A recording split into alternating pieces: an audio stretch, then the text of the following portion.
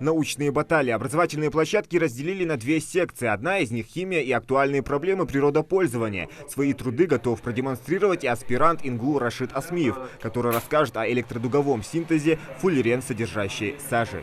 Фуллерен позволяет улучшить какие-то отдельные качества, что значительно повышает их эффективность в использовании. В докладе я буду рассказывать о зависимости выхода фуллеренов от силы тока, то есть как получить, какую силу тока надо передать на электроды, чтобы получилось большее количество фуллеренов.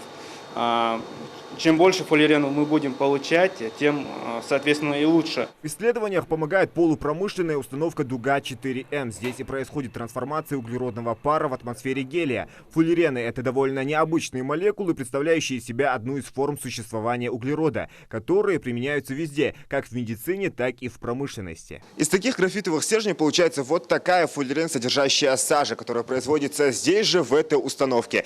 Она используется также для модификации красок. К примеру, вот образцы без использования фуллерена, а вот с использованием фуллерена. Качество оттенка налицо.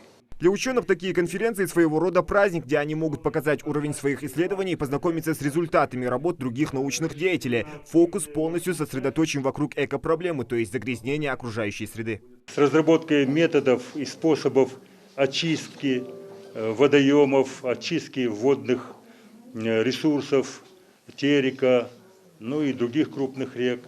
И в любом случае ориентир этой конференции, ее главный стержень – это охрана природы, защита животного, растительного мира, защита окружающей среды, в которой нам жить. Вторая секция проходит в научной библиотеке Ингушского госуниверситета. Докладчики из разных уголков мира рассказывают про экологический кризис, простыми словами о том, что здоровье зависит от качества воды, атмосферы и почвы. Экологический кризис требует перестройки биомов, затронутых ими пространств.